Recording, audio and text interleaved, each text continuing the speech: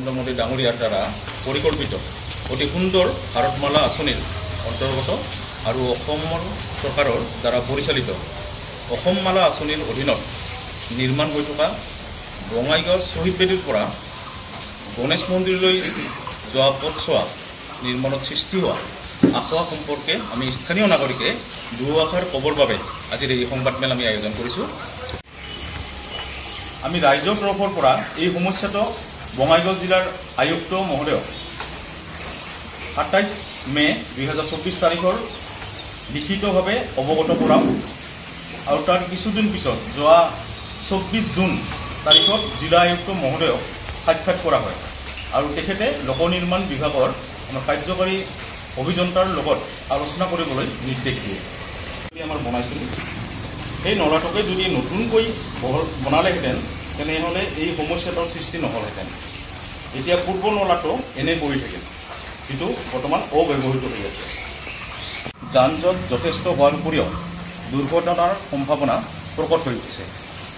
এই পথছোৱা অনাগত দিনত আৰু অধিক গুৰুত্বপূৰ্ণ হৈ উঠিব আৰু লগে লগে অধিক যান জঁটৰ সমস্যাও বাঢ়ি যাব, কিয়নো এই পথটোতে অসম চৰকাৰৰ কেইবাটাও গুৰুত্বপূৰ্ণ অনুষ্ঠান নিৰ্মাণৰত অৱস্থাত আছে।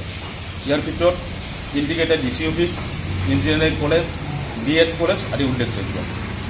দ্বিতীয়তে পথছোৱাৰ পূবফালে PWDৰ যথেষ্টখিনি মাটি থকা স্বত্তেও নতুনকৈ বনোৱা নলাটো যিটো আমাৰ ড্ৰেইন হৈছে পথৰ মাজলৈকে চপাই অনা দেখা গৈছে। এতিয়াতো আমি যি দেখা পাইছোঁ এইটোতো সফল নহ'বই, কাৰণ কিয় আমাৰ এইটো হৈছে যিটো আমাৰ এই ২১ নম্বৰ ৱাৰ্ড মানে যি শ্বহীদ বেদীৰ পৰা আৰম্ভ হ'ব, এই প্ৰথম মুখখনেই একেবাৰে সৰু হৈ গৈছে আৰু সেইটোৱে আমাৰ অসুবিধা।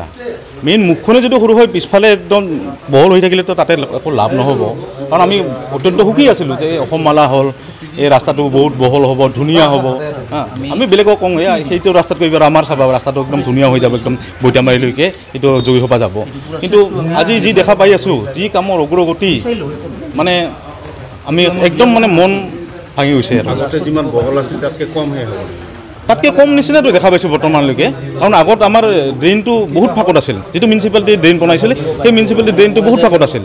ফাঁকত থকাৰ বাবে আৰু লগতে যদিও ৰাস্তাটো যদিও আমাৰ পাকা ৰাস্তাটো যদিও সৰু আছিল, তথাপিও বাহিৰৰ ফালে বহুত ঠাই আছিল, যাৰ কাৰণে গাড়ী মানে ক্ৰছ কৰাটো অসুবিধা নহয়। এতিয়া যি আমাৰ এই ড্ৰেইনটো বনাই দিলে, ড্ৰেইনটো বনাই দিয়াৰ পিছততো মানে আমাৰ একেবাৰে সৰু হৈ গৈছে, ঠেক হৈ গৈছে। মানে কি এখন গাড়ী যদি ৰাখায় তেনেহ'লে একদম মানে অৱস্থা বহুত বেয়া হয়, বহুত বেয়া হয় একদম।